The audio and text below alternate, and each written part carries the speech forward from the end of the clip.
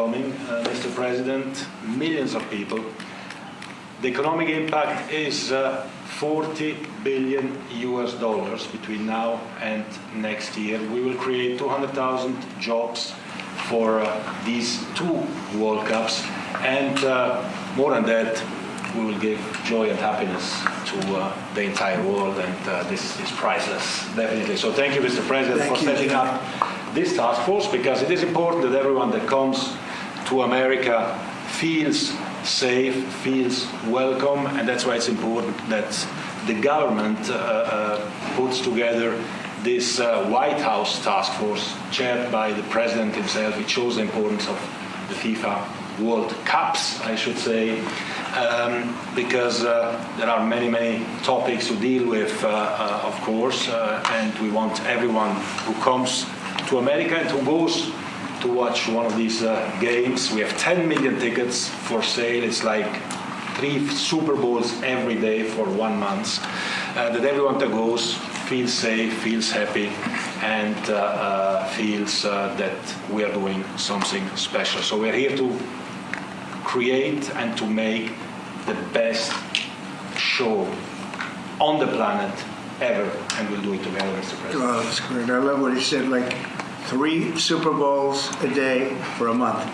That's what it is. That's what it is. That's really amazing when you think of it. I've never heard that expression. That's a lot. When we made this, it was made during my term, my first term, and it was so sad because they said, "Can you imagine? I'm not going to be president."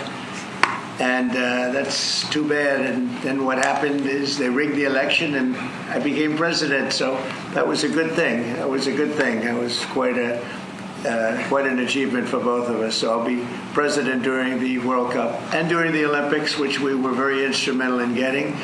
And then, of course, we have our 250th birthday, too. And of that, I wasn't instrumental. That just happened to fall on the same time. So we have those 3 big events. You don't get very much bigger than that. The Olympics, the World Cup, and number 250. And it's a great honor. But I appreciate your selecting us. And we were selected a long time ago, though, during my first term. And it's an honor to be with you, Johnny. You've been my friend for a long time. Absolutely. He's a great gentleman. Okay, I'll sign this, and that makes it official, right? That makes it official, yes. That's good. Here we are. Then we have to start working. Can you talk a little bit about the halftime show that you anticipate for the championship? Will it be like the Super Bowl halftime show, or better? Well, the Super Bowl has around 100 million viewers or 150 million viewers. The World Cup final has 2 billion viewers.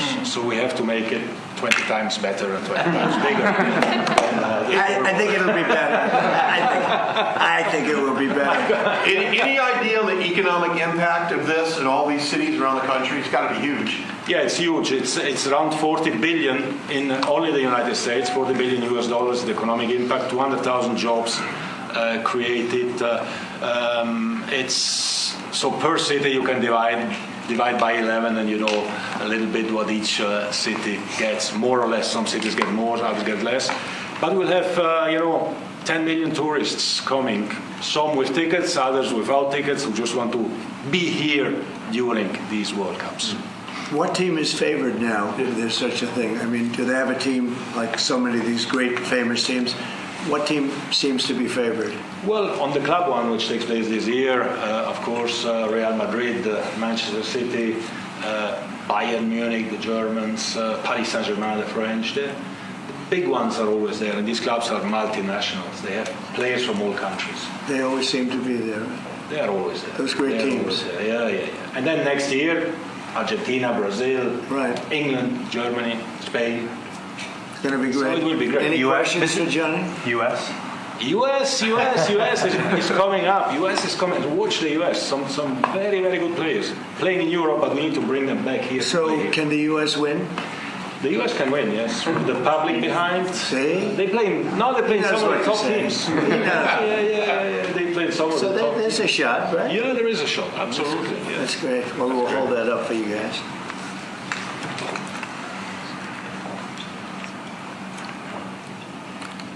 Brian, did you have another question? Well, I was just going to say, this continues your pursuit to bring America back in every aspect, the economy, world peace, sports now, which is awesome. I want to preview a little bit of the Olympics. I know you talked about that before. Bringing the Olympics. I'm just very happy to have done it. I mean, you know, I didn't think this was going to happen. I said, I'll be sitting there, but not as president, so I was, you know, very honored. Actually, Johnny reminded me, called me up very early on. He said, "You're going to be president during this whole thing after we won." So it's a great honor for our country to have it. Actually, it's a big deal.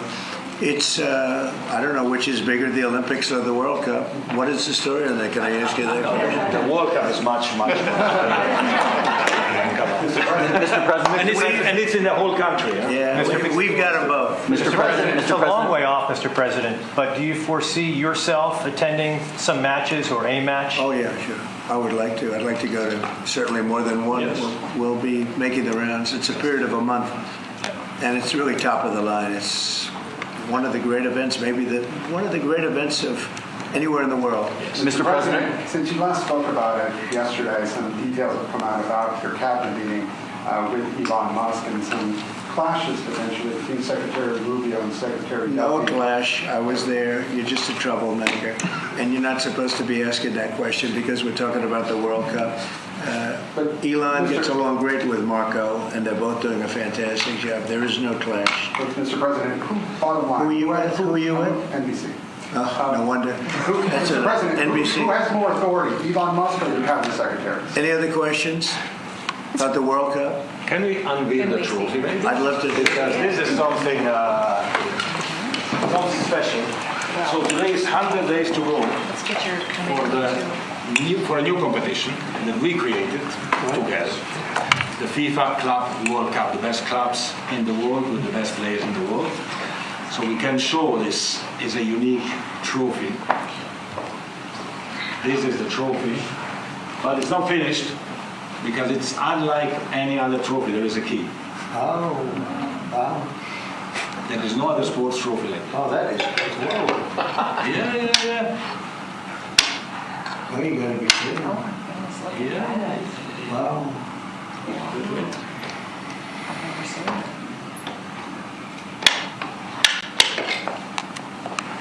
Wow.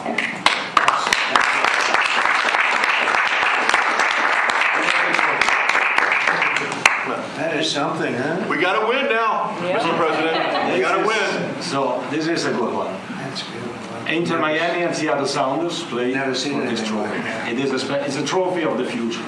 Yeah. It represents the past, the future, everything, the present. And this will be at the White House for a little while. So if anybody needs a picture or anything, So if you like it, Mr. President, it can stay here just on the 13th of July. You should take it with me let's leave it to here. the stadium to give it to the winners. They can take a picture, then we bring it back here after the picture. Let's do that. We'll leave it here. We'll have it in the White House quite a bit. It Excellent. travels a little bit also. But Yeah. I appreciate it. That's good. And no, this can definitely stay. Thank you, Johnny. Thank you so much. Mr. President, wanted to follow up on the cabinet meeting, sir, just on the cabinet meeting. You said Musk will play an advisory role, Doge will play We're an talking advisory. about FIFA. Thank you. About the World Cup, Mr. President, you're having And they're some both great tensions guys. with. And by the way, they both get along fantastically well. Marco has done unbelievably as Secretary of State, and Elon is a very unique guy who's done a fantastic job. Do you think he needs to be Yeah. reined in, Mr. President? Enough. It's FIFA. How do FIFA you see question? how do you see the World Cup playing out with the tensions you have with Canada and Mexico, who will I think also it's going to be make part, it more exciting. Tension's a good thing. even for the World Cup? Yeah, I think so. I think it makes it much more exciting. Sir, the entire committee is here for FIFA with Johnny. Please, If you'd come like up. them to come up and take a picture. Please, Johnny, come on. Get them up. That's great. Mr. President, what type of enhanced security do you anticipate having for all of these big events I'll let you that are know. happening over the course of the next few I'll years? let Christy answer that question. I'll answer one question. Security. The security for this event will be run by the Department of Homeland Security. So we are signing today this document that will say that we will form task forces and partnerships. We'll have incident command centers in these 11 cities that will partner all the agencies and departments at the federal. We'll have some worldwide partners as well, as long as, yes, it'll be under our umbrella, and we'll help facilitate that, but also working with our local law enforcement is incredibly powerful. So streamlining those communications, it'll be a wonderful event, and everybody will be safe and fun. Yeah, it will be. This is the official ball with your name. Thank you. Ooh, it's a good ball. I would give it to Christy, except it has my name on it. Of course. That's beautiful. Thank you very much. Is that going to be the ball? This is the official match ball. This will be what it will look like, the ball? Yes. When they play? When they play. Wow, that's great. Yes, nobody has played it. It's played it. Thank you very much, everybody. Thank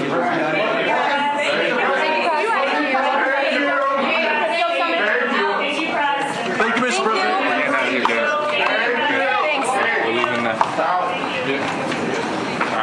I'm proud to always be the first one. Over to the summit.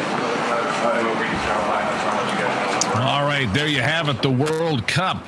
And the trophy unveiled. Quite a trophy there you saw in the Oval Office. Donald Trump unveiling that. World Cup coming to America in 2026, June 11th through July 19th, 5 weeks.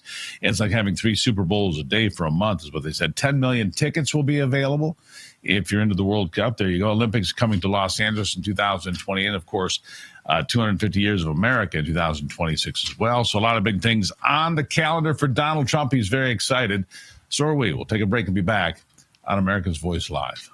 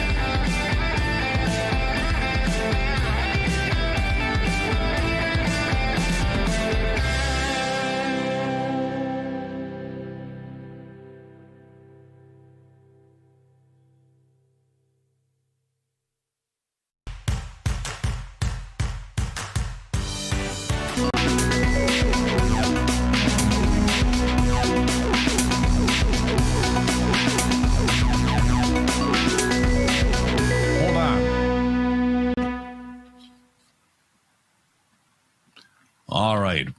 Well, on Thursday night, as you know, President Donald Trump approved the establishment of a strategic Bitcoin reserve along with a separate U.S. stockpile of other digital assets, delivering on a campaign pledge to the cryptocurrency industry. The move comes as industry leaders prepare to gather at the White House for a crypto summit. Of According to Trump's crypto advisor, David Sachs, the Bitcoin reserve will initially be funded with Bitcoin, U.S. dollars already in government possession, seized through criminal and civil asset forfeiture proceedings. Joining me now to discuss this is the co-founder of Wave Digital Assets, Les Borsai. Les, welcome to the program. Thank you for having me. I appreciate it. So, all right, cryptocurrency summit. Look, for a lot of folks that like crypto, this is a chance for them to say, look, we're moving into the 21st century. The president understands that these blockchain assets are here to stay. What do you make of it? I mean, I think it's more than that. I've been in digital currencies for about 10 years, and this president in 2 months has been able to accomplish more than we've seen in those last 10 years. And I think, it's because he surrounds himself with kind of great advisors that are youthful. And yeah, digital currencies are here to stay in many different facets. So, they're doing a really good job catching people up. If I was reading and understanding this correctly, what Donald Trump has been saying over the last few weeks and during the campaign as well is that we had gotten these assets by way of forfeiture or raids or whatever criminal activity, and yet a lot of them were blown out. And we didn't get the value of that crypto. So he wants to stockpile it and create wealth for the American people. Is that correct? Well, that's partially correct, and this is an area I've been pretty intimately involved in. I've been in a protest with the U.S. Marshal Service for quite some time. With the way it works, the agencies like the IRS Criminal Investigation Agency, Homeland Security, Secret Service, they seize assets and they all kick up to the U.S. Marshal Service to handle these assets. The idea, or what David Sachs was speaking about, you referenced, is they sold about $336 million worth of assets that if they would have held them, they'd be worth about $17 billion today. So I think what this administration is looking to do is put controls in place to hold off on liquidations. I see. So I'm just looking at the Bitcoin price today. It's gone down a little bit today. It's at 87,671. It was at 89,000 earlier today, just today. XRP is at $2.50. It's another one that's being discussed as being put into this reserve, if you will. Why the softening of the price? Look, I think if you've been in digital currency long enough, you realize just about anything can create volatility.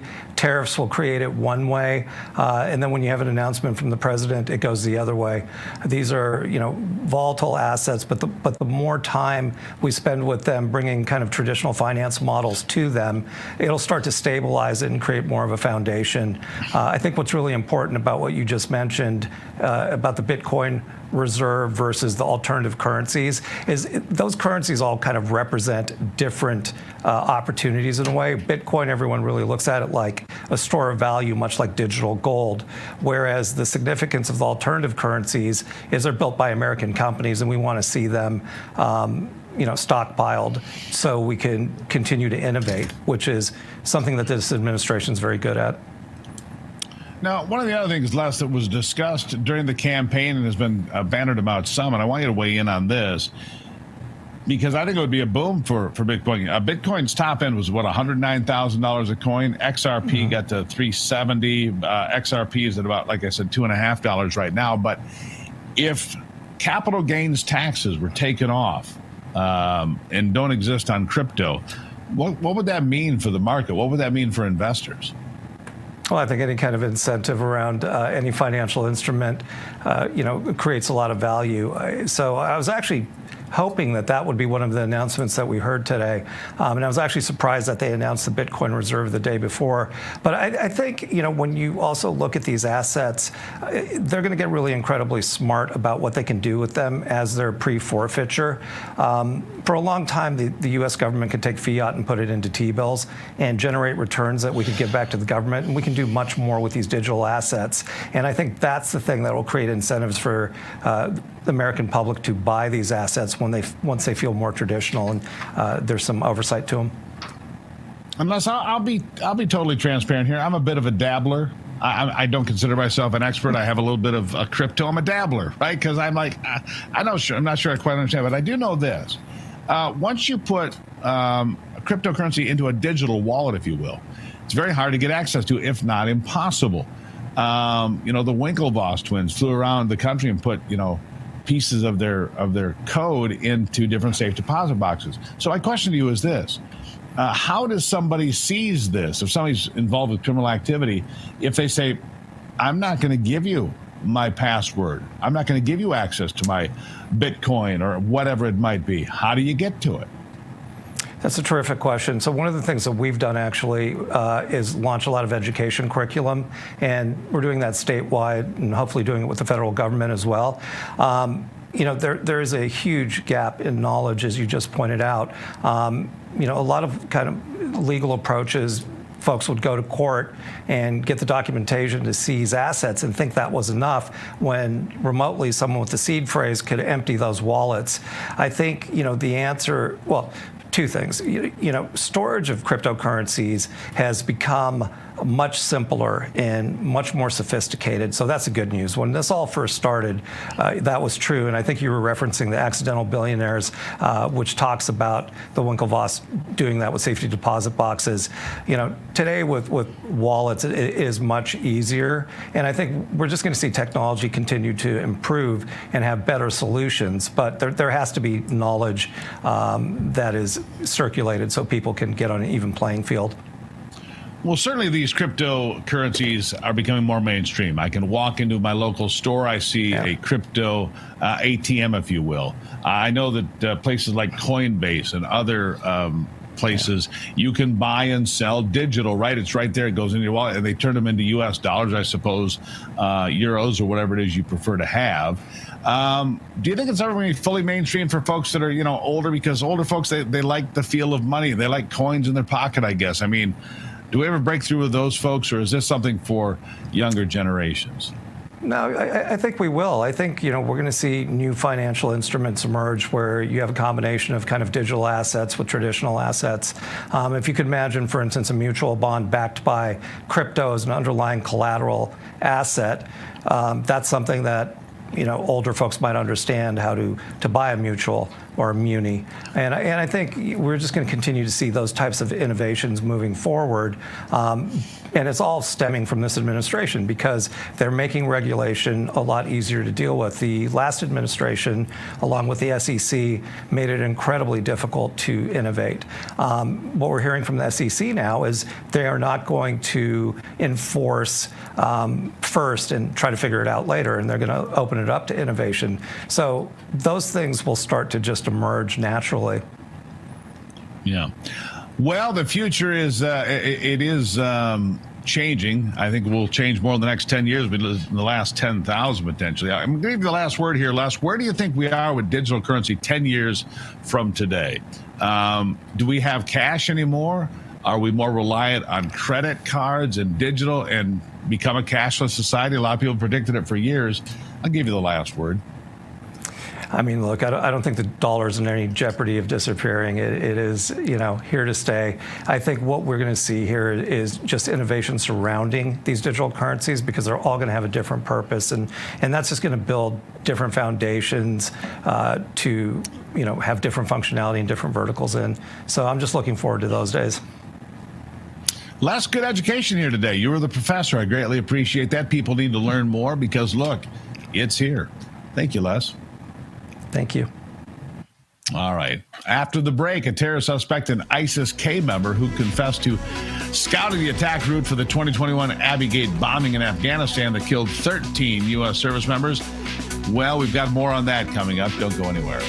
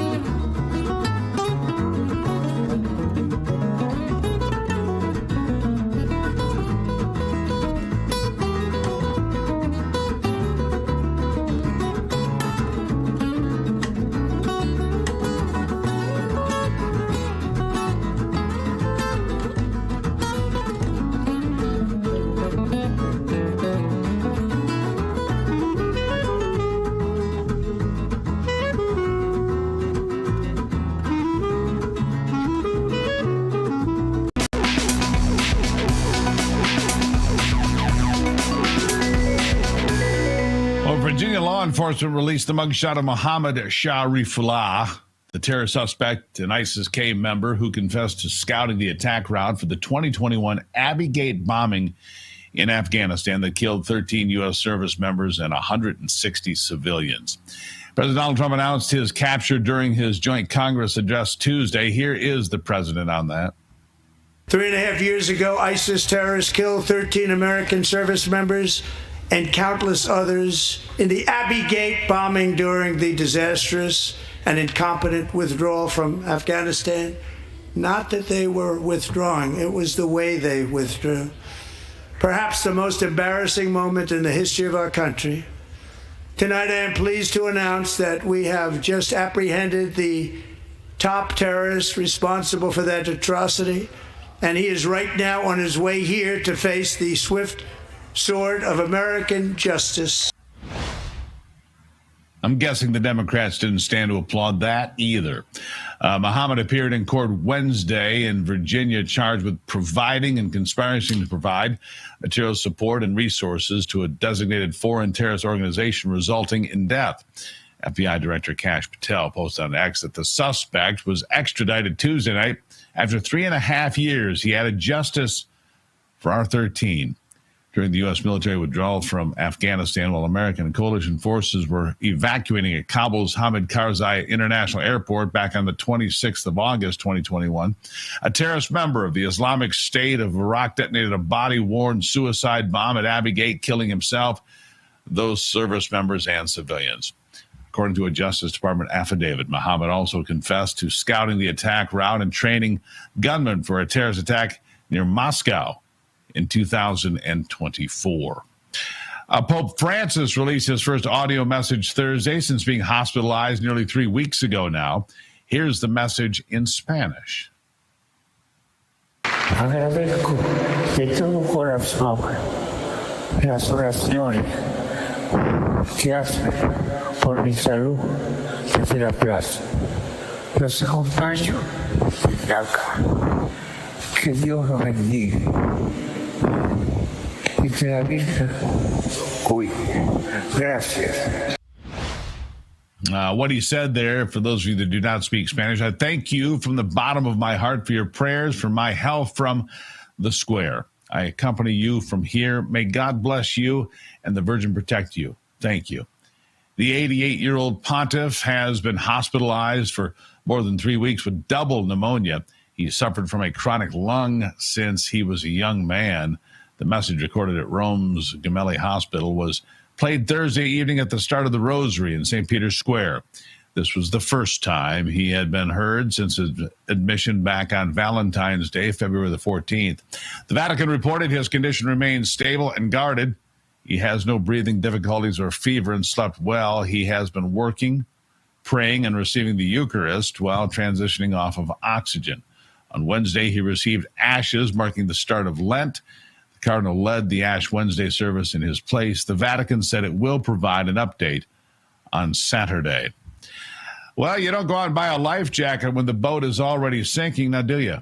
And you don't buy gold when the economy has already collapsed. Clearly, others are heeding this advice as gold hit all-time highs during the first part of 2025. It's not too late for you, too. The company I trust to help you diversify into physical gold is Birch Gold, the company I buy my gold from.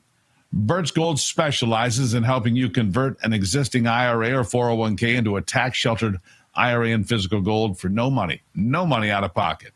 Just listen to this. 5-star review, knowledgeable, helpful, non-pressure. That's what you get from Birch Gold. And that's why I've endorsed them for so long. Get your free information kit on gold by texting the word America to the number 989898. There's no obligation, just useful information, free information. And with an A-plus rating from the Better Business Bureau, countless 5-star reviews, just text America to 989898. Let the experts at Birch Gold help you secure your future with gold. Do that today. All right, coming up after the break, we're watching to see Donald Trump. He may come out for this cryptocurrency summit. We'll see how that plays out. We'll be right back on Real America's Voice.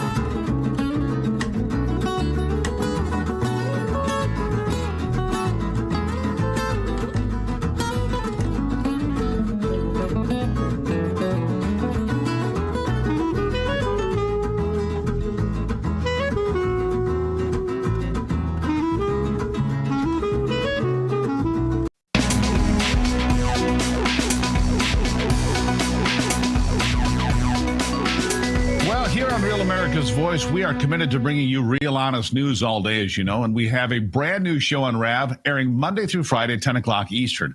It's going to be happening going forward. Turning Point USA has been everywhere on college campuses, even after the decisive election victory, because they know that the midterms are coming and 2028, honestly, not that far away. TPUSA even found their way to California Governor Gavin Newsom's podcast. Charlie Kirk didn't hold back. If you didn't see that, it was terrific, by the way. The show is Turning Point tonight, and the host of that show right here on RAV is going to be TPUSA contributor and a regular on this program, Joe Bob. He joins me now. Joe Bob, congratulations on the new program. Congratulations to TPUSA and all the great things you're doing. Thank you. Yeah, it's been real fun, and we're real excited to bring some more snark and sarcasm to the evening lineup. Well, I'm going to give you a run for your money on that every day, but I appreciate that. The audience a little bit later in the day needs that snark and sarcasm. Look, if we can't laugh a little bit along the way, what good is it? So tell me, look, here's one of the things that Charlie Kirk's been able to do.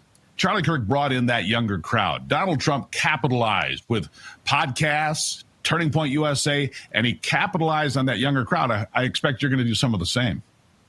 Oh, yeah, we're hoping to use the snark and sarcasm to bring in the younger audience because, you know, it goes without saying, whoever wins the next generation will win the next generation. And, you know, we're working really, really hard on that millennial generation and, of course, that Gen Z generation. And Charlie going to college campuses it really is just articulating, you know, what is true in the world. And so it's really, really difficult to argue with if you're a proponent of lefty policies, which is great for us. Now, the show overall, I've been telling everybody we've been talking to, you know, if you want a cerebral, high-level conversation of what's going on, probably watch the Charlie Kirk Show or some other show. This is a rambunctious recap of all of the day's news. We've got guests from all over the conservative spectrum and peak levels of snark and sarcasm going into that, like I mentioned. Well, there you go. Okay, look, you look at college campuses in 2024, you saw these anti-Semitic rallies, but you also saw students coming together in places like the University of North Carolina comes to mind, where they raised the American flag and got rid of the Palestinian flag. Young people, I think, have connected with America in a way that I haven't seen in a couple generations. I think that it's your generation, Joe Bob, that could be those that come in and, if you will, like the cavalry. Snark and sarcasm, a little bit of humor, but in all honesty, all kidding aside, it's young people that say, wait a second, I like America. This is a good place, and I'm going to fight for it, right? Yeah, you know, I'm a comedian, and I think the first thing that any comedian will tell you that things are funny because there's an element of truth to it. And that's what I think we're seeing across the college campuses. At the end of the day, you know, what's the saying? You can fool some of the people all the time. You can fool all the people some of the time, but you can't fool all of the people all of the time. And college kids are just looking at their lineup of classes and going through each individual ones. And, you know, you've got to take a general ed sociology class, and they're sitting in that class going, none of the things that this teacher is saying makes any sense. And then fortunately, Turning Point has been there on so many college campuses to offer a different perspective that is reality, right? At the end of the day, reality bats last. And as much as conservative values and conservative ideology should be studied at a deeper level and understood at a deeper level, you know, what we really are right now is the party or the side of just reality. You know, if you want to go around and spout off your mouth that, well, you know, men can be women and terrorists are good sometimes, by all means, go ahead. But at the end of the day, you know reality, what I look forward to? That's last. Here's what I want from you, Joe Bob. I want one of these videos where you jump in and I'm fighting for America like AOC and the crowd did. I mean, come on. What the hell was that? You know, I'm going to fight for America. Are the Democrats the most rudderless, leaderless, and clueless group you've seen? I mean, good Lord. You know, Steve, I actually have an alternate theory here. I think that maybe it might be that there are conservatives embedded deep in the DNC that are whispering in their ear what they should do so that they could help conservatives. Whose idea would it have been to give the congresswoman with the purple hair a microphone and tell her to talk into a platform?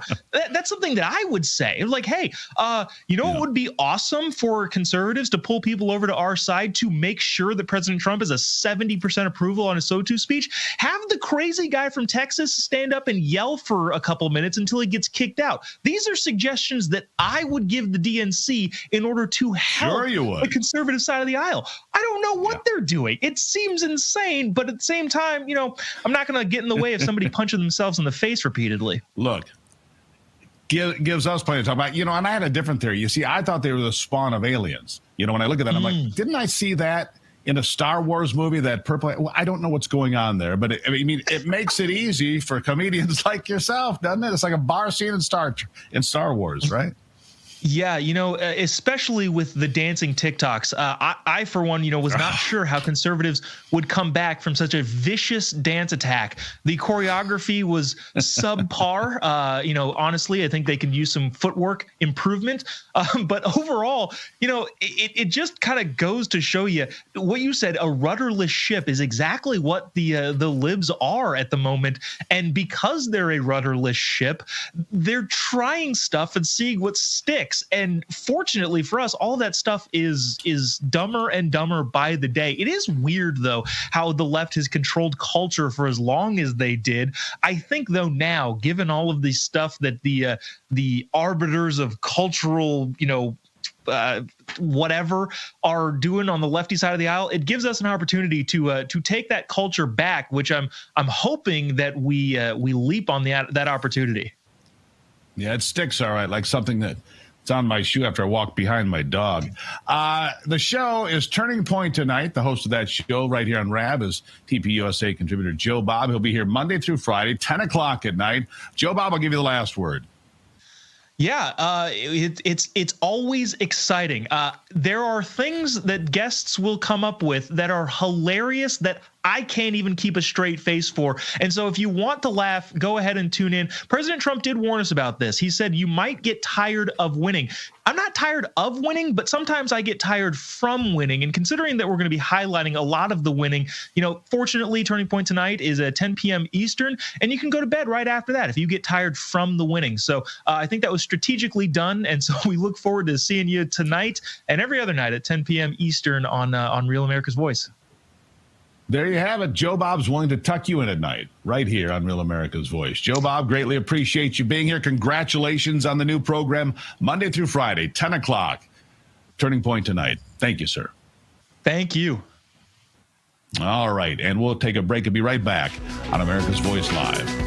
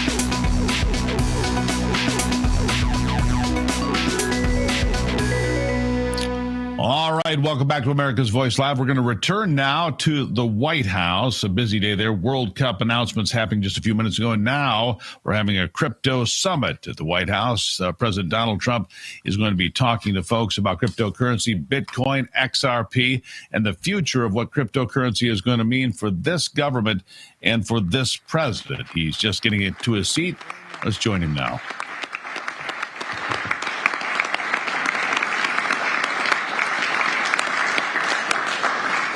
Well, thank you very much, everyone. Great honor to have you. I know you've all been working very hard and very successfully. And it's a wonderful place, the White House. I want to begin. Is Johnny here from World Cup? I want to thank you for this election. And they just had a presentation in the Oval Office, and I thought this was such a beautiful, this is the trophy. This is a big deal. The World Cup is the biggest sporting event, and Johnny Infantino is my friend for a long time, and during my first term, we worked out a deal to get the World Cup, and then because of lots of interesting things that happened, I ended up being president when it showed up. I was always disappointed. I wasn't going to make it. I was going to serve 8 straight. Instead, we did it the hard way, but maybe the more important way.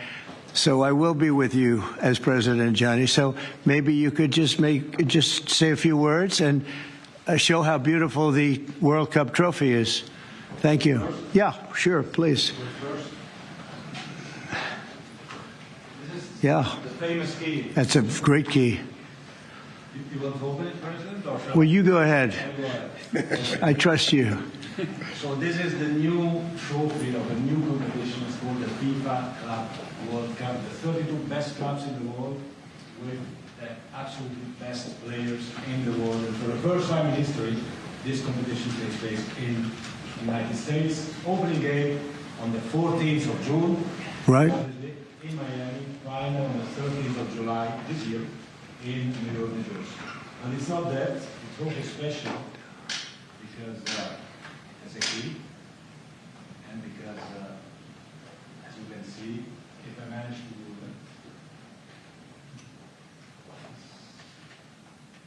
tricky. Oh. So this is a trophy. It is a trophy which represents, and that's why I think it's interesting to show this trophy exactly in this photo here, because it represents the past, but it's also projected to the future. There is no other sports trophy which looks like that.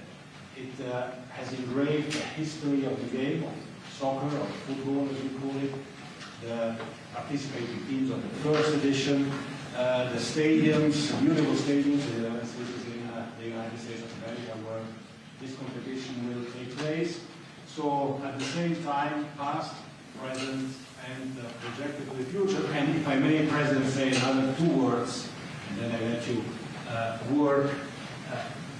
I'd like to congratulate the President and the administration for not only for the World Cup, the Club World Cup, the World Cup, and the great work done, but also for this initiative that you're speaking about here. If I may add something in this respect, I'm not an expert at all, but FIFA, as you know, is a brand which is globally known, a very strong brand.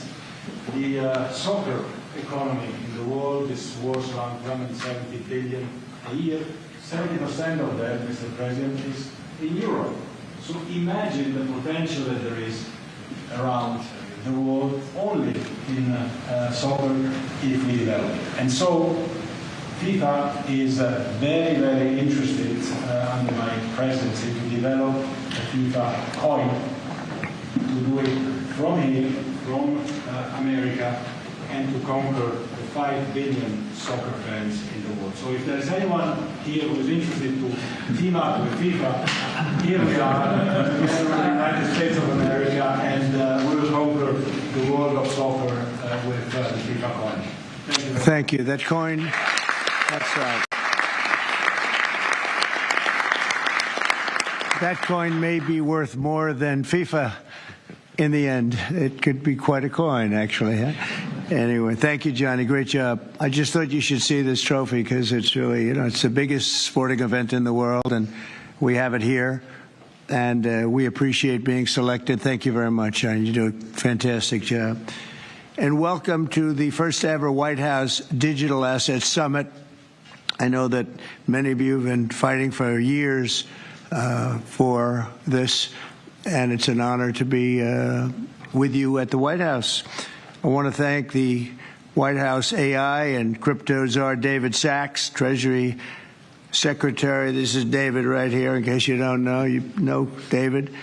And a man who's doing a great job as Secretary of Treasury. Scott Bessent, who's right here.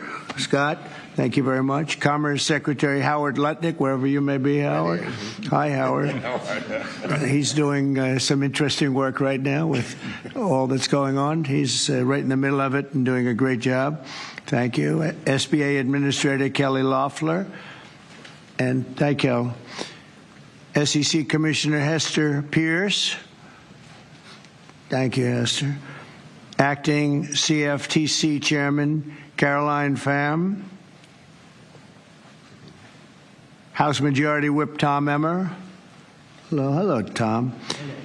Representative Brian Stile. Thank you. Brian, thank you very much. Digital Assets Council Director Bo Hines. Good, Bo. Great job. And many other distinguished guests. We have a lot of very distinguished people around the table. Some of them will be speaking. I want to thank Marco Rubio also, who's right over there. And we have tremendous people very interested in this subject. And last year I promised to make America the Bitcoin superpower of the world and the crypto capital of the planet. And we're taking historic action to deliver on that promise, as you know, around the table. Yesterday I signed an executive order officially creating our strategic Bitcoin reserve. And this will be a virtual Fort Knox for digital gold to be housed within the United States Treasury. That's a big thing, Scott.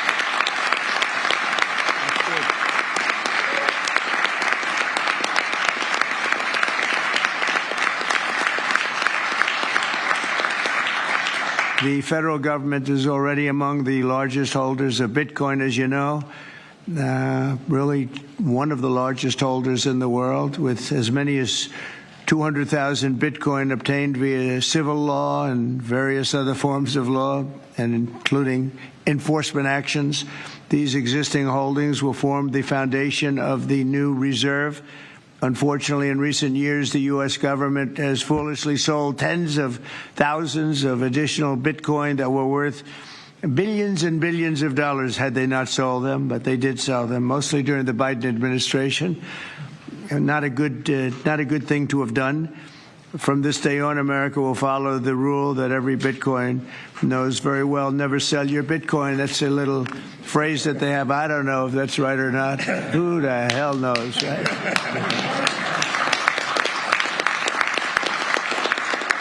Who knows? Who knows? But so far, it's been right. And well, let's keep it that way. The Treasury and Commerce Departments will also explore new pathways to accumulate additional Bitcoin holdings for the reserve, provided it's done at no cost to the taxpayers. We don't want any cost to the taxpayers. In addition, my order directs federal agencies to conduct an inventory of all crypto assets currently held by the U.S. government and determine how they can be transferred easily to the Treasury. Non-Bitcoin digital assets will be held in a new U.S. digital asset stockpile where they will be managed properly. My administration also is working to end the federal bureaucracy's war on crypto, which was really going on pretty wildly during Biden until the election came about. About 5 months before the election, he became a big fan because he heard how many people were in favor of it and how many people love it and respect it. But I guess it didn't work out too well for him. People understood what was going on and paved the way for groundbreaking innovations in institutional finance. Under the Bitcoin administration, regulators strong-armed banks. I mean, they really did. They strong-armed banks into closing the accounts of crypto businesses and entrepreneurs, effectively blocking some money transfers to and from exchanges, and they weaponized government against the entire industry. But I know that feeling also. Maybe better than you do. All of that will soon be over, and we are ending Operation Choke Point 2.0.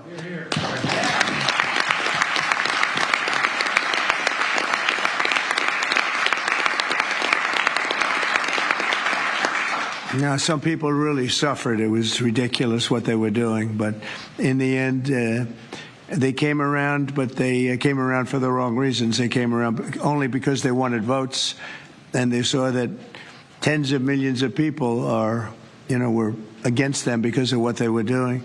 I also want to express my strong support for the efforts of lawmakers in Congress as they work on bills to provide regulatory certainty for dollar-backed stablecoins and the digital assets market.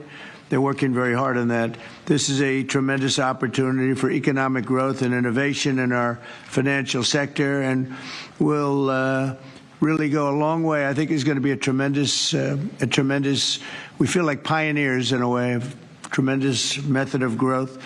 And things are very much tied, and we want to keep it that way, the U.S. dollar, long into the future. We're going to keep it that way. I hope lawmakers will send that legislation to my desk before August recess if they can. And they're very much working with you, and you know a lot of them, and a lot of them were committed right from the very beginning. So I just want to congratulate you all for being at the White House today, and a man who knows more about Bitcoin and AI and just about everything else than anybody, David Saxton. I'd like to have you say a few words, David. Thank you, Mr. President. We're all here today because of your leadership, your vision, and your generosity, and I really want to thank you for that. We're also here because of your desire to make America great and to introduce a golden age in America, including for digital assets. And we're here because of your love of innovators, or as you might say, high IQ people. Yeah, we know you love high IQ people. And we have about 30 of them here in the room today. These are the top people in the digital asset industry. And one other thing that I think that you love is legal fairness. This is an industry that was subjected to prosecution and persecution for the last 4 years, horrible lawfare, and nobody knows what that feels like better than you do. So we really appreciate the fact that you understand legal fairness and that you're always willing to fight for the right thing, for legal fairness. You never back down. You stand defiant, even in the face of an assassin's bullet. It's an inspiration to everyone in this room, I think. So it's an honor. Thank you. Thank you. So I just want to say it's an honor to work for you. It's an honor to work for a president who works every day to get so much done on behalf of the American people. Your administration is moving at tech speed. It's really amazing. It's actually faster than any startup that I've been part of. Is that your administration moves even faster. So I just want to say thank you for having me be a part of it. I've enjoyed every minute of it. I love working for you, and thank you again for this opportunity. Thank you, David, very much. Appreciate it.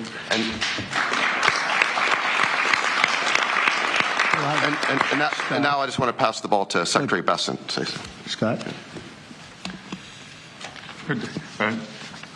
David, so today, when President Trump has signed the executive order to establish the strategic Bitcoin reserve and stockpile, we're going to position the United States as a leader among nations in the digital asset strategy.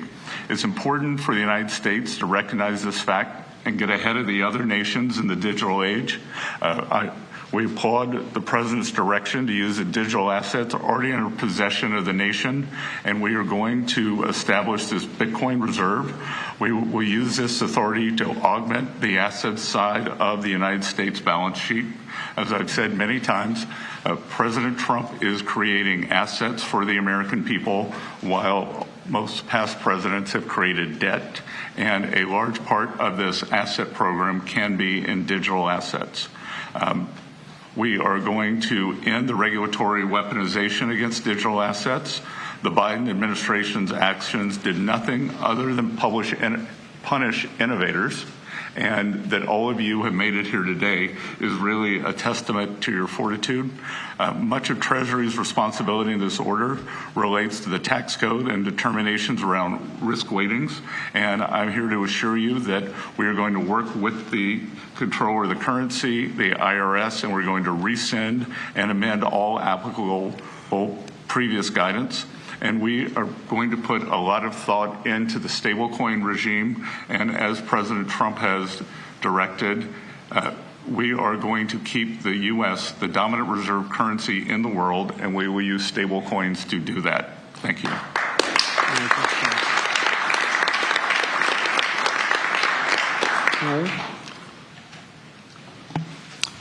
Technology is at the foundation of the Trump presidency. He understands technology, he embraces technology, and he's going to use technology to drive America forward. The blockchain and Bitcoin technology are a key part of that thinking, and embracing that, and here today shows how much a leader the Trump administration and our president is. He understands it. He embraces it. As you said, you're a pioneer in this place, and this is where we're going. We're using the blockchain. We're using Bitcoin. We're going to use digital assets to pound forward, and Donald Trump is leading the way. Can't be more proud of you today. Thank you very much. Thank you, Howard.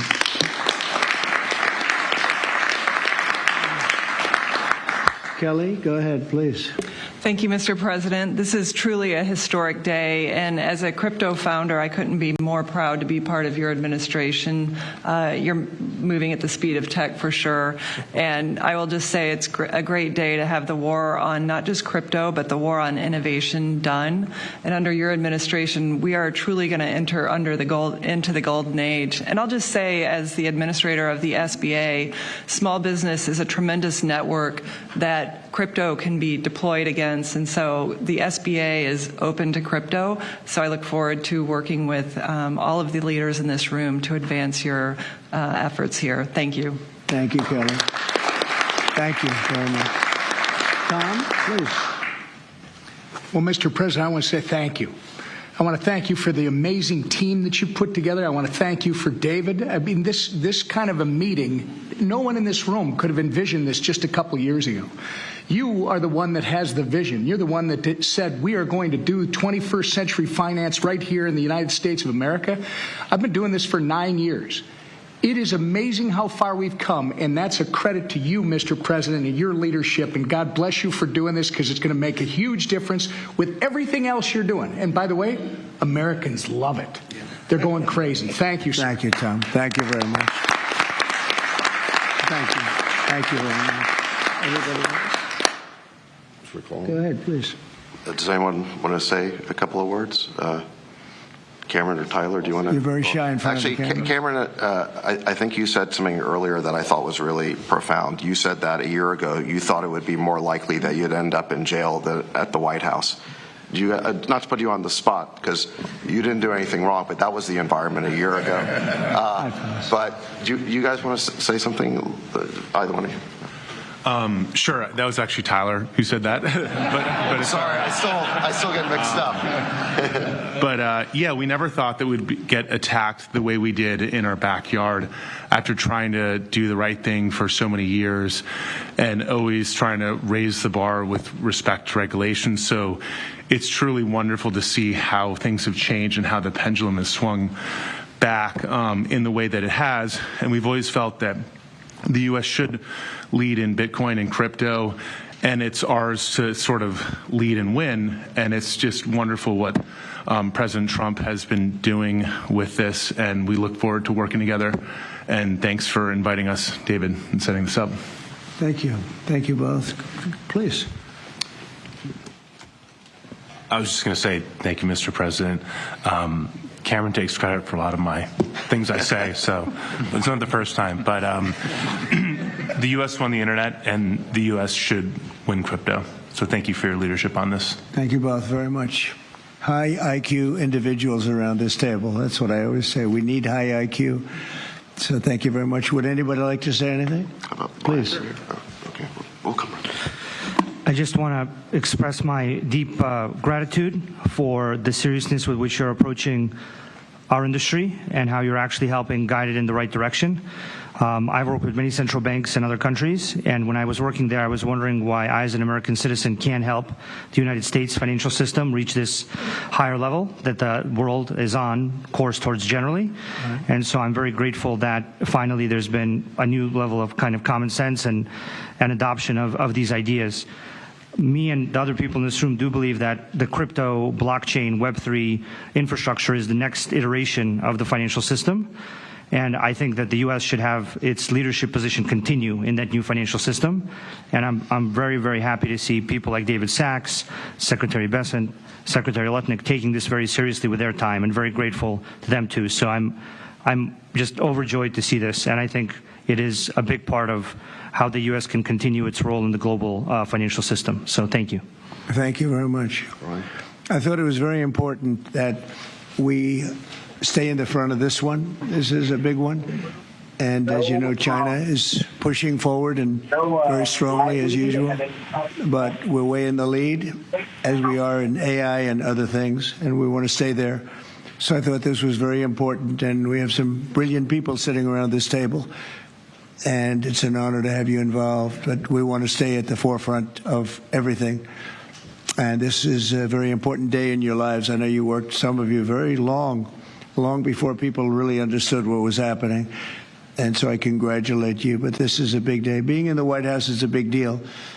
And you have great support. Thank you all very much. Thank you very much. Thank you, please. Thank you very much. Thank you, media. Thank you. Please.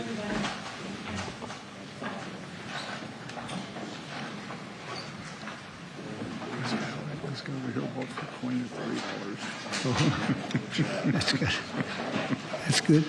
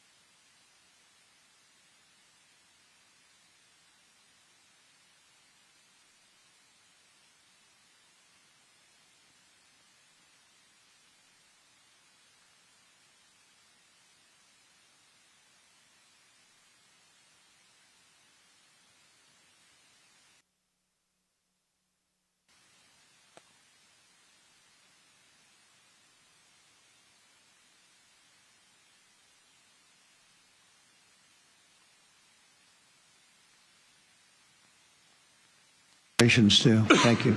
Brian's the founder of Coinbase. Good. Yeah, good to see you again, Mr. President. Hi, Brian. Yeah.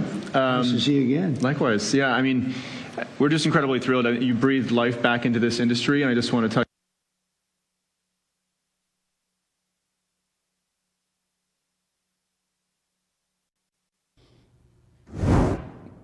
All right, folks. Are we live, MD? Is this what you're telling me? We came live. You've been watching President Trump talk about the crypto conference, and this is something he's been embracing for quite a long time. The reason why I'm asking you this is because we have someone in the seat ready to go in front of the camera. I was speaking to him just prior to this moment right now. Mike Benz. Now, you may not know Mike Benz, but if you watch this network, you probably do. But Mike Benz was an employee of the State Department. Mike Benz was exposing USAID corruption and misuse of funds for the better part of more than a decade, actually. And if you've never listened to Mike Benz on the Joe Rogan podcast, you need to spend a couple hours. I believe it's 3 hours long. What a fascinating, we don't have 3 hours here. What a fascinating 3 hours of your time to really find out what's been going on inside deep state with your money. Let's bring in Mike Benz right now. Mike, if you don't mind, we'll start the conversation over a little bit. I told the folks we had been talking prior. Please, let's just start from the beginning. Again, you've been exposing USAID since 2014, I believe, that you mentioned to Rogan. It's been fascinating. But to I don't know, to watch this unfold now, if 11 years later, because Trump's elected, he brings in Elon Musk, Doge goes right after USAID. Why was Doge going after USAID as the first order of business? Well, nominally, it was because USAID was the most intransigent. They were the most defiant in terms of handing over their own papers, their own records, cooperating with the Doge audits. And I think that got the ears perked up from Doge of why is it that this one agency is being so secretive when we're getting cooperation from so many of the other agencies? Why were they, for example, in possession of troves of classified documents as a humanitarian aid organization? Why were senators like Joni Ernst, who were in charge of oversight at the Senate Foreign Relations Committee, being turned down when they tried to do oversight? They were actually threatened by the agency. And so I think that, in combination with a lot of the literature that had been published on USAID corruption in the months previous, I had been banging the cowbell, so to speak, on USAID's role in internet censorship and coordinating advertiser boycotts and leading these global campaigns to pass censorship laws in order to target companies like X or Facebook or YouTube or forums like Reddit, all the way down. USAID had this massive information control apparatus in order to do soft power influence so that we could effectively control the information sphere in every country on God's green earth. And so I think, combined with the malfeasance that was already in the minds of Doge and their defiance, things escalated quickly when it turned out just how much rot there was underneath the roots of the tree. We on the right have believed for a long time that conservative voices have been censored, especially on the social media level. I'm wondering now, because of what you're saying right here, was USAID, taxpayer-funded money go to USAID that was then used to do exactly what I'm suspecting it was used for, to turn around and assist these platforms in censoring the one side of the debate, the conservative side of the debate? Are we using taxpayer money, had they been, to censor conservative voices? Yes. In fact, billions of dollars were spent on this. There's entire government programs at USAID for coordinating social media censorship out of the Democracy, Rights, and Governance branch at USAID, which gets something like $3 billion a year to play with. And some great examples of this are Internews, which gets $500 million a year. The CEO of Internews has been going around calling for advertiser boycotts and the demonetization of alternative news websites and social media platforms who host them. Internews also runs global programs like Rooted in Trust and others that go around flagging disinformation to social media companies and pressuring them to take it down, pressuring the advertisers. My foundation published the Disinformation Primer just 1 month into Biden's term, where USAID under Joe Biden told thousands of its NGOs to push governments to regulate the online advertiser space in order to demonetize disinformation websites. And by that, they mean populist websites, whether that's right or left, but it's predominantly right-wing populist websites in the U.S. and in Europe and in South America. And so you have all of these organizations that have been doing this, and they're all commonly coordinated under USAID and, by proxy, the U.S. State Department, who USAID is supposed to serve.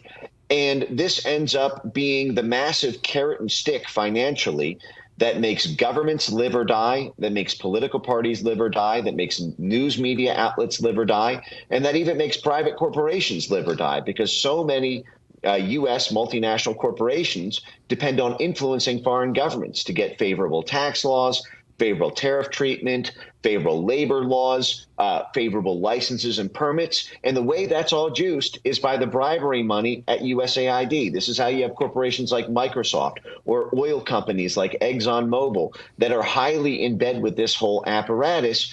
And this is what's caused this confrontation over one little aid agency to blow up into being perhaps the linchpin struggle of the first 2 months of the Trump administration. By the way, live or die, you miss one, the First Amendment. Well, also, whether it lives or dies, and it was a severe threat to the First Amendment. Was the CIA using USAID funds to influence whatever their operations were? Yes, from the very beginning, from day one, effectively. USAID was never an aid agency. John F. Kennedy, when he created USAID in 1961, was bogged down in Laos and Vietnam and Cambodia, and the U.S. was switching from a kinetic war, World War II style jets and tanks model to what they called a small wars model, to using special forces and small wars and political influence and guerrillas and paramilitaries instead of full-scale military conflict. Just 2 weeks before John F. Kennedy created USAID, he awarded the Green Beret to the special forces, then supercharged them with their budget and capacities. Just 1 month after USAID was created, John F. Kennedy, as president, launched Operation Pincushion in Laos, which was for the special forces to train and recruit a CIA-backed guerrilla movement that traded in narcotics and was waging the war in Cambodia and Laos. The CIA then took over control of that mercenary army, and USAID became the primary funder of those groups. USAID even purchased for the CIA rebel groups in 1967, purchased 2 CIA proprietary airliners from Air America and Continental Air Services, so that our CIA-backed rebel group could traffic narcotics. At the time, they sat on the Golden Triangle, so they could ship the opium out to fund the CIA-backed paramilitary. It was the same thing with USAID funding the cultivation of the heroin crops in Afghanistan to fund the Mujahideen and later elements of the Taliban, Al-Qaeda, and ISIS. Even today, you see USAID partner groups like the Institute for Peace calling on the Taliban not to touch the heroin crops, the poppy crops in Afghanistan. You can read in June 2023, they published an open letter calling to keep the heroin flowing. That's USAID. USAID was even funding the water irrigation projects to grow the narcotics trades. Now, of course, the U.S. can't claim responsibility for this because that's a major international scandal. The CIA got in a lot of trouble for this in the 1980s and 90s when the CIA got caught drug trafficking for the Nicaraguan Contras. This was the Iran-Contra affair. John Kerry, at the time as a senator, wrote the Kerry Report on the CIA's involvement in drug trafficking. The CIA director in the 1990s, John Deutsch, had to travel to Compton to give speeches in front of gymnasiums full of a predominantly African-American audience to explain that the CIA's trafficking in drugs was a simple accident and not systemic. The fact is whenever something's too dirty for the CIA, it's now done by USAID. And part of this is because USAID is not an intelligence agency, and therefore it does not require what's called a presidential finding, which is that after the scandals of the CIA in the 1960s and 70s, reforms are put in place to require every covert action of the CIA to be personally authorized by the President of the United States. That way, they could no longer claim that it was unauthorized. Well, USAID does not have that requirement of a presidential finding, which means the president doesn't need to know about it. So if a rogue cell at CIA or state or special operations at the Pentagon wants to do something that they think the president won't approve, or that the president wants to do but doesn't want to get caught approving in case it goes wrong, they simply run it through USAID. So USAID has become the way. The CIA used to do these sort of bribery operations with political, forces in foreign countries, or funding the paramilitary groups or funding terrorist groups, as USAID does on basically every populated continent. USAID is the major terror funder in the world today, whether that's in Syria, whether that's in the Sahel in Africa, whether that's Let's take one step further, and that's disturbing. That a rogue CIA cell could use the funding from USAID to do what they want for whatever nefarious reasons. Here's the next question. I'm afraid of your answer. What about the FBI? Yeah, well, I mean, you mean in terms of the FBI and USAID? Because if there's corruption at that level with USAID, you mentioned the CIA, you mentioned the Pentagon.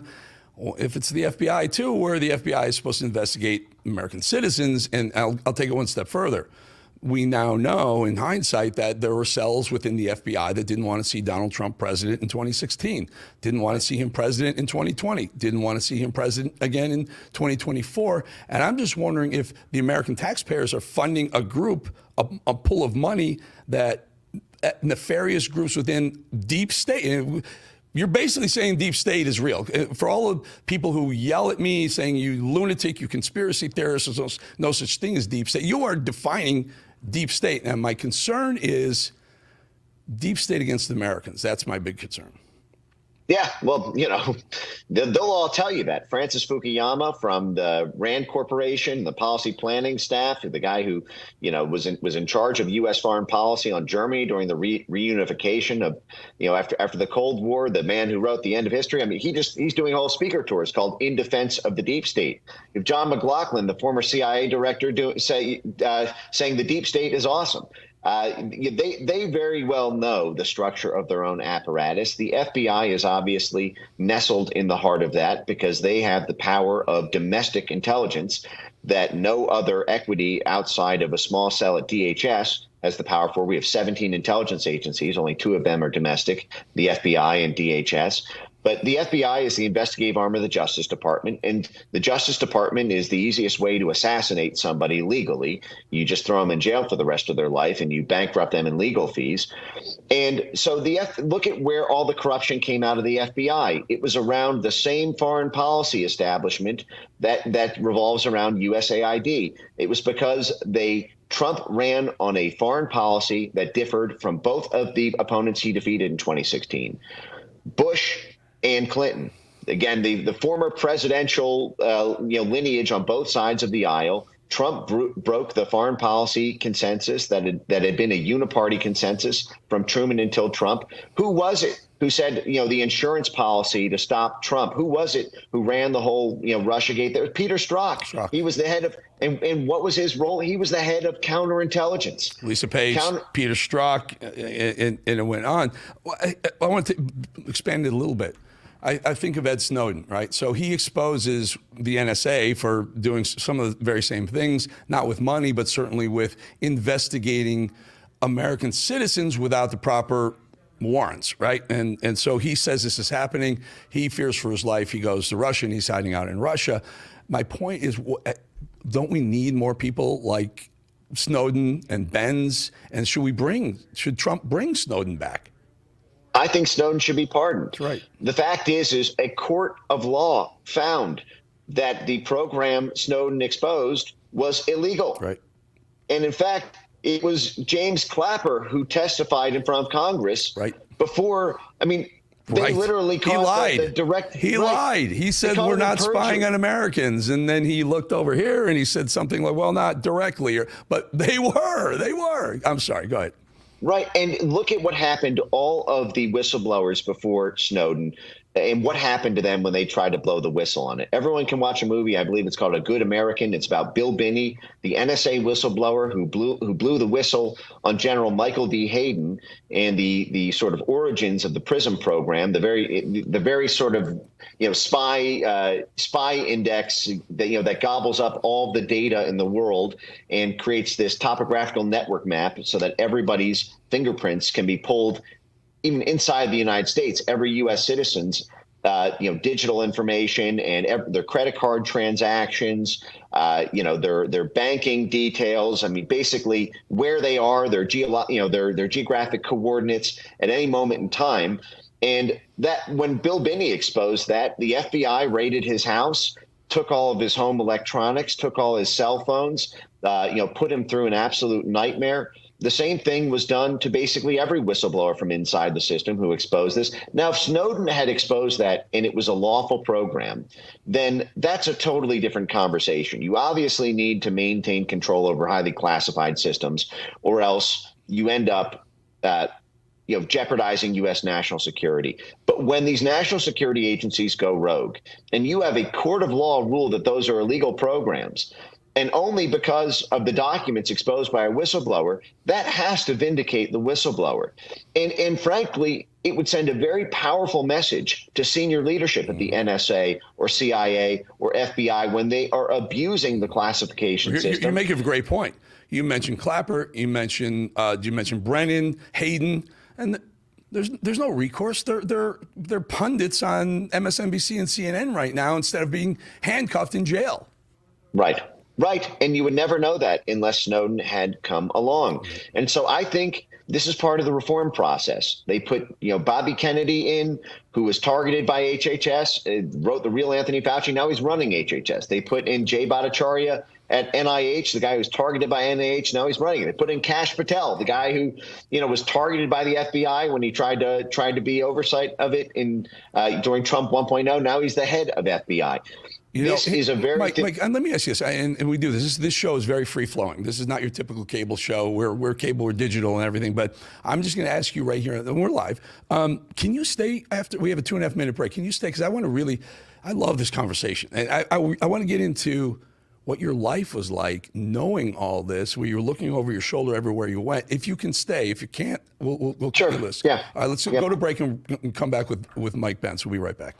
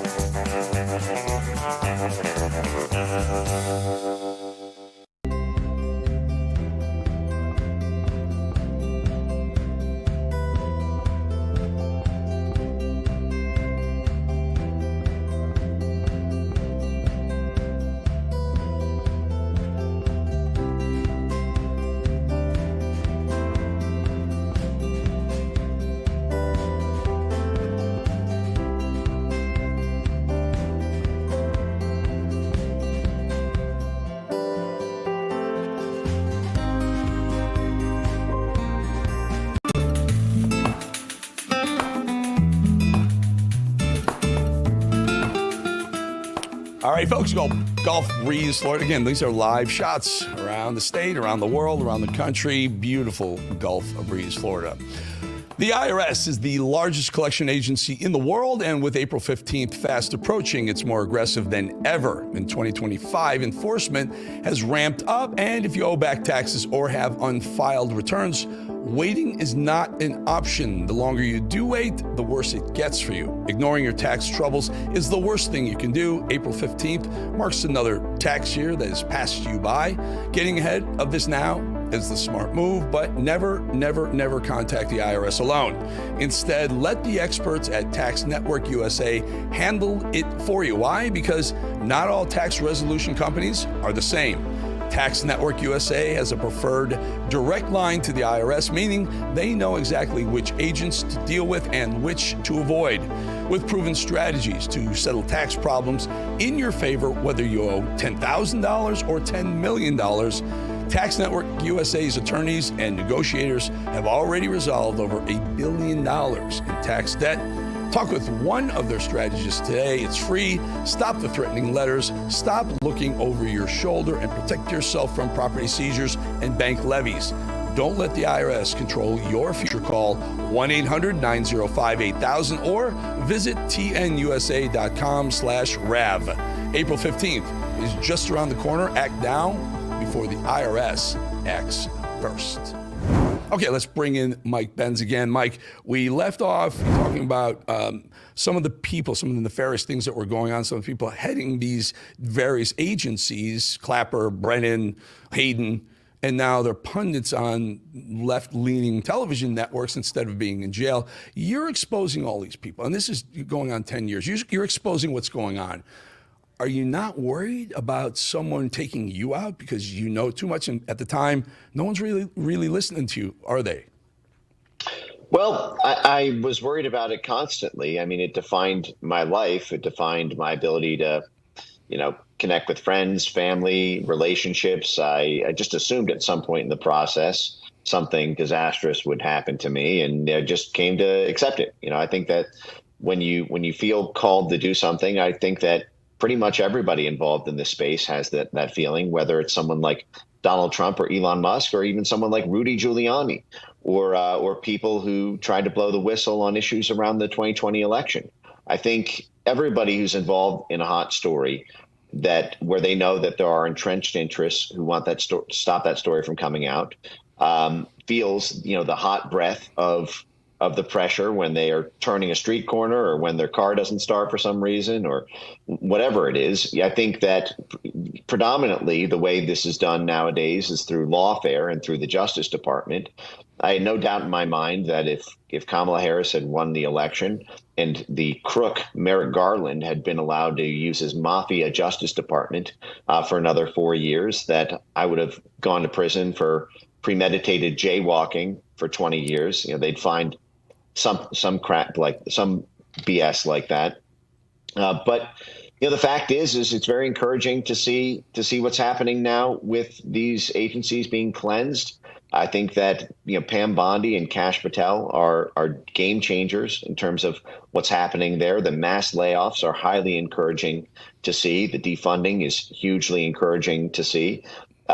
Something may still happen to me. I still get that feeling not infrequently, but this is what I've chosen to dedicate my life to, and I was well aware of the risks when I signed up for it. Yeah, Mike, you mentioned the Department of Defense, which is concerning that they were somehow involved. I mean, we was it $965 billion we're going to allot to the Defense Department, yet they're somehow working with or using USAID. Is it the same reason that the CIA did? Because some things were too messy, they didn't want to get their hands dirty, and they threw it over to USAID? And by the way, if it is, how dirty is or was that group?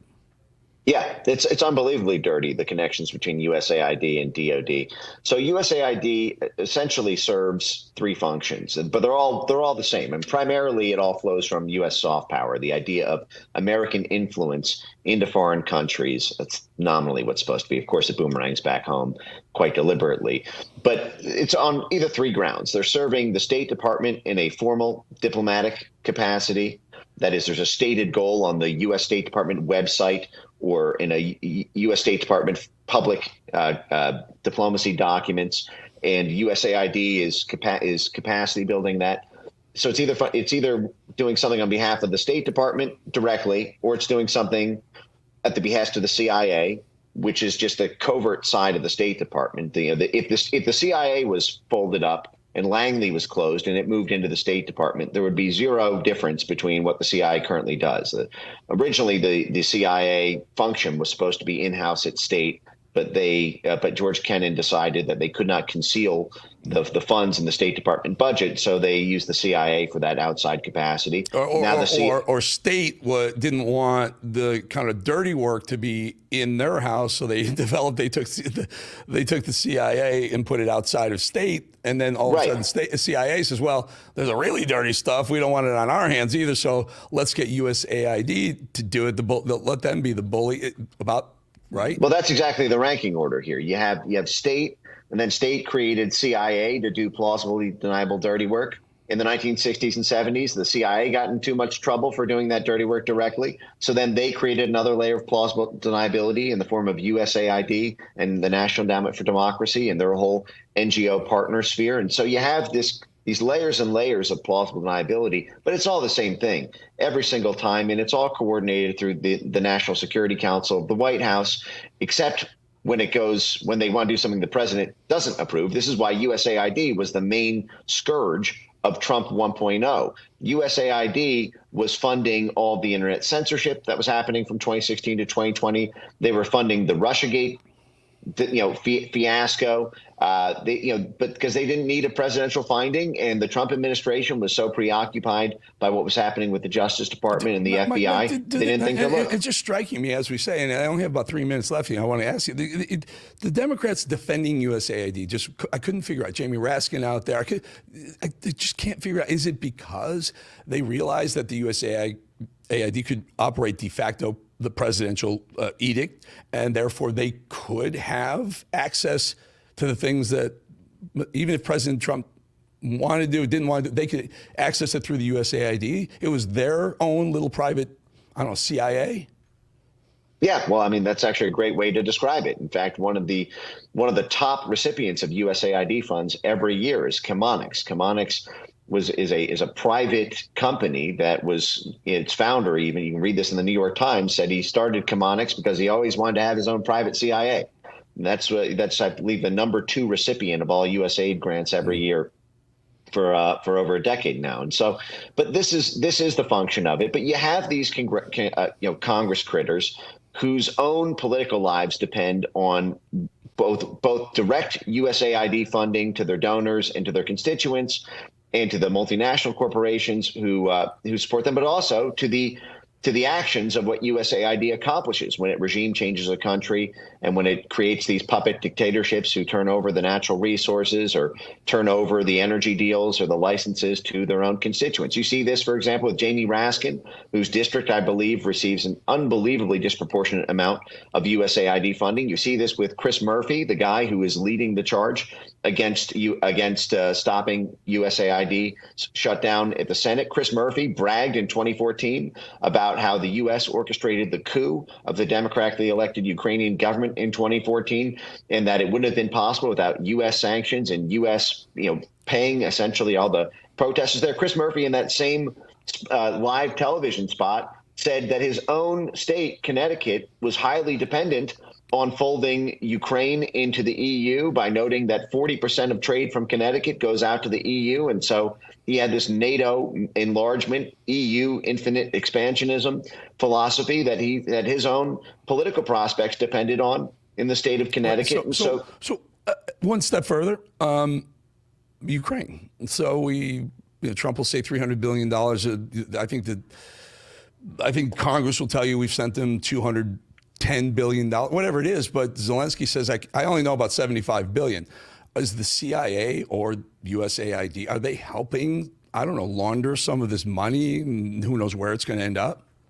Oh, my God, tens of billions have USAID pays the pension funds of people in Ukraine. USAID pays the oligarchs. USAID controls the media in Ukraine. 90% of media organizations in Ukraine are funded by USAID. We fund the unions. You want to know why Randy Weingartner has been all over Ukraine, the head of the American Federation of Teachers, the largest teachers union in the U.S., makes her quarterly pilgrimage to Ukraine? We control the unions there. We control the education system. We control the media outlets. We control the politicians. That's all done through USAID. You remember that Council on Foreign Relations, Joe Biden speech that dropped in 2019 when Joe Biden was caught bragging to the Council on Foreign Relations that they got the prosecutor removed by threatening to withhold $1 billion in aid? That was a USAID bribery. That was $1 billion. So in essence, they're using USAID to launder the American taxpayer money, and once it gets clean, they can do whatever the hell they want with it. And that's why we can't find anywhere between 125 and 225 billion dollars in Ukraine money alone. It's a machine. I mean, wow, Mike Pence. Listen, I got to get you back here. I ran out of time, but we'll do this again, my friend. We'll do this again. I am so glad that you're not in Russia now, like sharing an apartment with Ed Snowden. I'm thrilled about that. Mike, appreciate your time. Thank you. Thanks so much. All right, folks, we will be right back.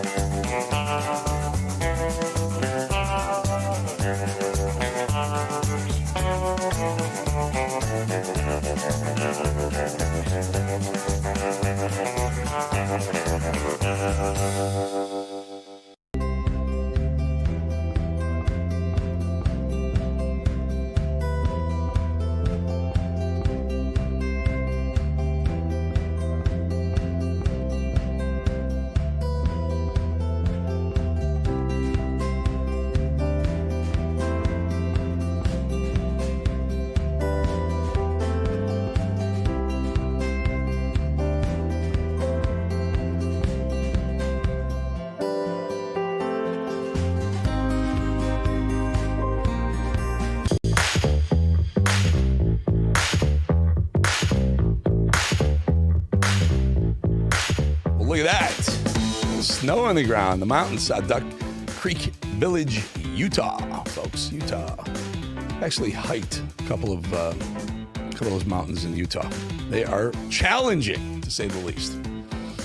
Well, you don't go out and buy a life jacket when the boat is already sinking, and you don't go buy gold when the economy has already collapsed. Clearly, others are heeding this advice as gold hits all-time highs the first part of 2025, and in fact, it's $2,917 today. Wow. It's not too late to buy gold, though. The company you should trust to help diversify into physical gold is Birch Gold. Birch Gold specializes in helping you convert an existing IRA or 401k into a tax-sheltered IRA in physical gold, actual real gold, folks. Gold coins, gold bars, the stuff you can touch, not paper gold. And for no money out of pocket, just listen to the 5-star reviews. Knowledgeable, helpful, non-pressure. That's what you get with Birch Gold. Get your free info kit on gold by texting the word America to the number 989898. There's no obligation, just useful information. With an A+ rating from the Better Business Bureau and countless 5-star reviews, text America to 989898 and let the experts at Birch Gold help you secure your future today with that beautiful, shiny metal gold. All right, folks, will the real Gavin Newsom please stand up? It's like you right now should come out and be like, you know what? The young man who's about to win the state championship in the long jump in female sports, that shouldn't happen. You as the governor should step out and say no. No, and I appreciate it. But like, would you do something like that? Would you say no men in female sports? Well, I think it's an issue of fairness. I completely agree with you on that. I get it. Already stumping for 2028, I see. Fairness in sports now, which Newsom is this, by the way. What exactly is it that you, Gavin Newsom, actually do stand for? We have never once had to consider who President Trump is and what he stands for, have we? No. He's never wavered from his policies and ideals. Since President Trump came down that golden escalator in 2015, we've always known who he is. Close the border, build a wall, Mexico will pay for it. Lower taxes, higher tariffs, other countries will pay off our deficit. No men in women's sports, no transgender surgeries for children. And by the way, Gavin Newsom was telling people to send their children to California to do transgender surgeries without their parents' knowledge. And now he's saying no. Trump won on those unwavering principles in 2016 and then again in 2024. And everyone knew what we were getting, right? And that's precisely what he has delivered, and clearly will continue to deliver. Kamala Harris changed her accent according to the room she was in. Weeping may endure for a night, but joy cometh in the morning.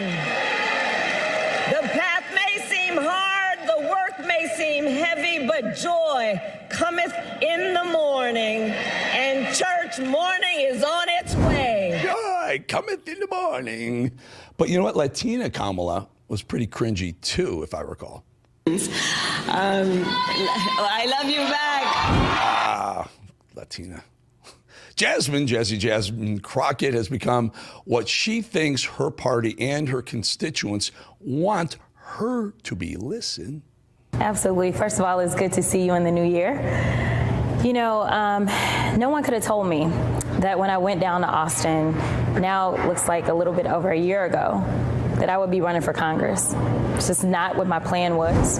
I'm not hearing that accent she throws around lately, right? It wasn't her plan to run for Congress, and it wasn't her plan to change her entire persona, right? Listen. Oh, they taking your black jobs. They taking your black jobs. Not really. They are obviously jobs that they want us to go back to, such as work in the field. A little different. But the fact is, whenever they lose or whenever they're desperate enough to win or try to win, they shift. Either it's shambles or it can actually convince Americans who don't know any better, as we've seen before with Barack Obama, which we'll get into in just a moment. But the Gavin Newsom point begs the question, which version of Gavin Newsom will be standing there trying to woo American voters? And will we be ready to call it out when the time comes? Let's get into it. So all of a sudden, Gavin Newsom thinks it's unfair for men to take over women's sports. At least that's what he kind of sort of conveyed to my friend Charlie Kirk, which sent many in his party into an uproar. This unfair, except that voted unanimously in the Senate to block a bill that would have protected and prohibited any federally funded athletic program, including sports teams at all public schools and some private schools, from allowing trans girls, also known as boys, and trans women, also known as men, to participate in female sports. That's a pretty remarkable stray from the party line, Gavin. You sure you want to do this podcast after all? You might be stepping into it a little bit too much. Or is it time to become electable no matter what, like a typical politician? Is that what this new podcast is all about? Not to change the conversation like you promised, but to change the conversation about you, Gavin Newsom. Leftists don't view the world as normal people do. We've seen it more than ever over the last 4 years, and despite the massive Trump and MAGA wins, they still don't seem to care. Make no mistake about it. They won't rest until bathrooms are all equitable, whatever that means. They won't rest until all of our children are gender fluid, whatever that means. Until police are off the streets, they pry our guns out of our dead hands. And we've let in all of Central and South America to invade our country and maybe throw in a few Chinese as well. Leftists view the world very differently than normal people do. People like you, people like me. And you see, we tend to take people at their word. When people speak of their beliefs and convictions, we believe them. They're speaking their truth. But part of the leftist need to control the narrative and in the agenda is to either distort and stretch the actual truth, but mostly they lie. Leftists lie because they know they can't get the policies through. The ones that would kill American law, our society, the very fabric of our country, the ones that would violate just about every single constitutional amendment that we've put up, all 27 of them. And they're good at it. I suppose when you practice any skill enough, lying, for example, you become quite good and talented and seamless at it. And they've been sharpening that skill and that knife for years.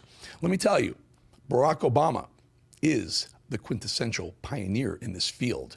Remember how the Inflation Reduction Act had nothing to do with its name. It had nothing to do with lowering inflation and everything to do with their climate change dreams. Once upon a time, Barack Obama and Joe Biden said they were opposed to gay marriage, to full the deplorables. And then they said they slowly came around to it.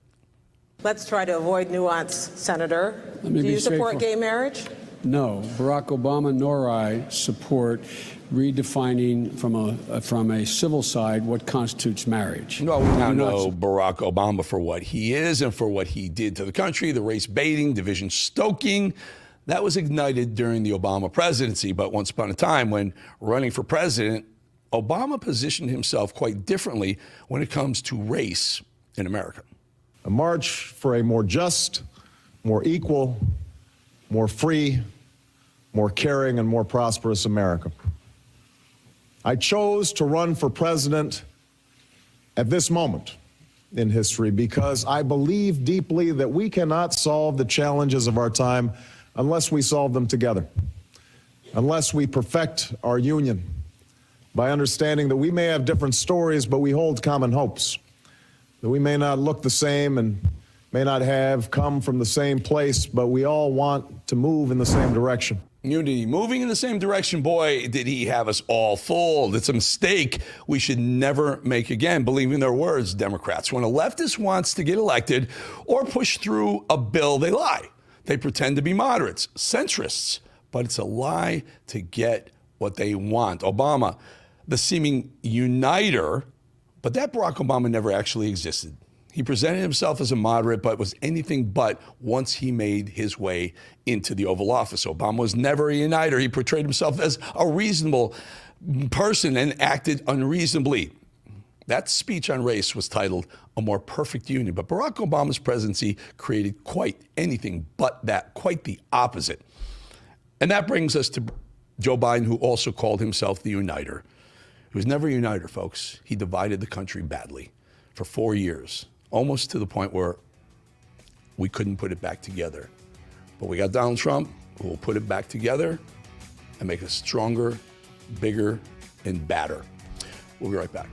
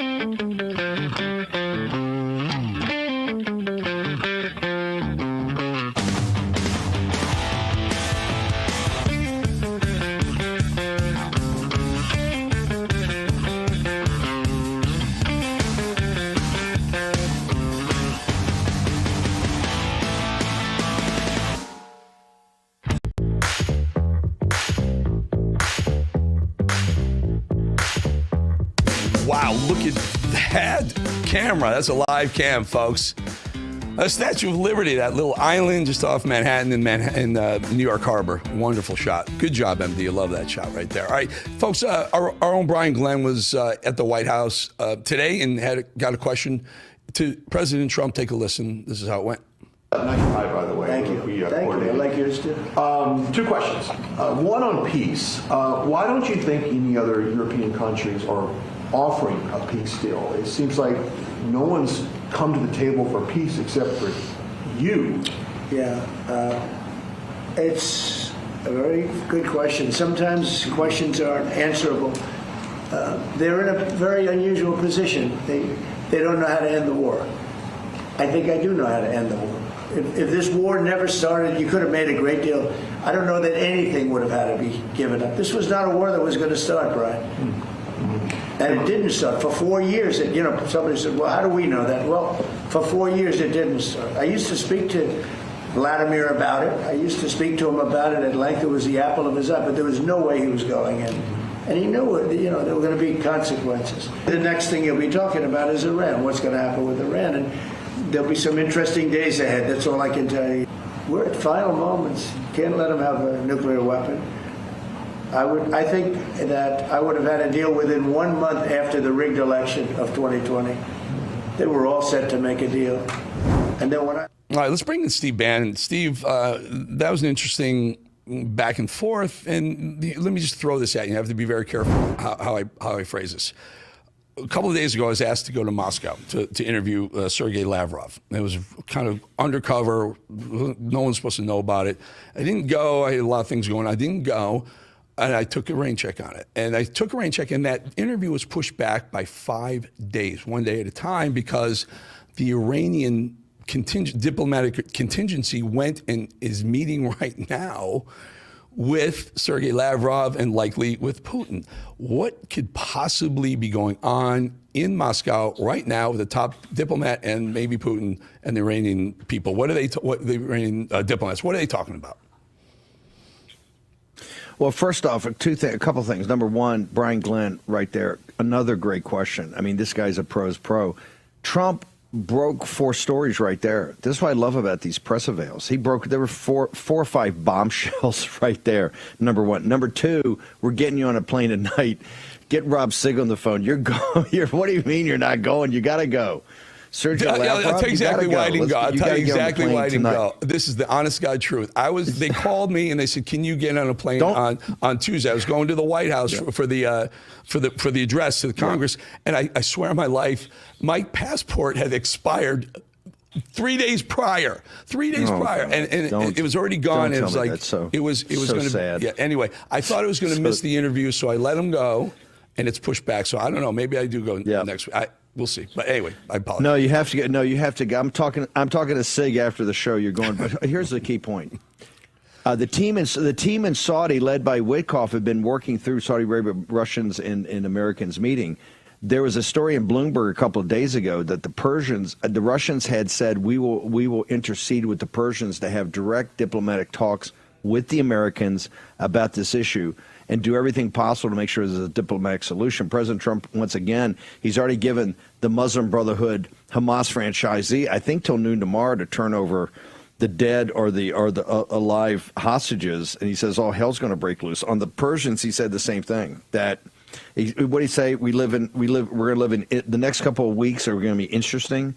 There's a Chinese curse, may live in interesting times. President Trump's very serious. But no, it makes total sense. The Persians are owned by the CCP and the KGB, and that's why the mullahs are there. Can I be optimistic? That President Trump's doing. Can I be optimistic? And maybe Putin saying, hey, Iran, settle down, simmer down over there. We're going to create a deal, and you'll just take yourself out of this picture so that Trump can negotiate a peace deal with Ukraine and Russia, and everyone's kind of happy as long as Iran doesn't screw the whole thing up. Maybe. 100%. I think it's part of I think it's a global settlement. That's why the rapprochement with Russia is everything. Ukraine falls out of that. The Persians fall out of that. The CCP backs off. This is why this is changing the course of the 21st century, and only Trump can do it. Only Trump can do it. All right, brother, I'm gonna toss it to you. I stole a couple of your seconds the last couple of days. I'm going to give you a couple of mine. No. We're going to listen. Somebody's going to escort you over. You got to get we have services that can get your passport. You're a player, Bolling. You're not a grundoon. We got services that'll get you an updated passport. You're getting on the plane. You got an interview with Sergey Lavrov, and you got, come on. That's honest God truth. Get on the plane. I'll talk to the SIGs. I'll talk to the SIGs about bumping you to business. True okay? story. We'll use some air miles. 1,000,000% true story. I hope I didn't get anyone in trouble by exposing it out air, but we'll talk another time. Steve, I'll speak to you over the weekend. Have a great weekend, you guys, and you too, folks, the Bolling crew. Eric Bolling, the best. That's a real compliment. That'd be a hell of an interview, particularly what's going on today. Lavrov, is a OG, original gangster. I would love to see that interview. Okay, so much going on today. The president is shortly going to leave on a Marine One. We will get that when it's available. Let's go ahead and play. We have a cold open about the New York Times broke a story. There's a lot we don't know about what happened at the cabinet meeting yesterday. It's now coming to light. A tad controversial. This makes the Truth Social that the president put out very clear. It is Friday, 7 March, the year of our Lord 2025. Let's go ahead and let it rip. Reduced to the role of spectator. The Times cites 5 people with knowledge of the confrontation. Reports this about an argument between Elon Musk and Marco Rubio. Quote, "You fired nobody," Musk told Rubio, then scornfully added that perhaps the only person he had fired was a staff member from his Department of Government Efficiency. Rubio had been privately furious with Musk for weeks, ever since his Doge team effectively shuttered an entire agency that was supposedly under Rubio's control, the United States Agency for International Development. Musk was not being truthful, Rubio said. What about the more than 1,500 State Department officials who took early retirement and buyouts? Didn't they count as layoffs, he asked sarcastically, whether Musk wanted him to rehire all those people just so he could make a show of firing them again. Then he laid out his detailed plans for reorganizing the State Department. Musk was unimpressed. He told Rubio he was, quote, good on TV, with the clear subtext being he wasn't good for much else. Where was Donald Trump in all this? The Times reports that he sat back as if he was watching a tennis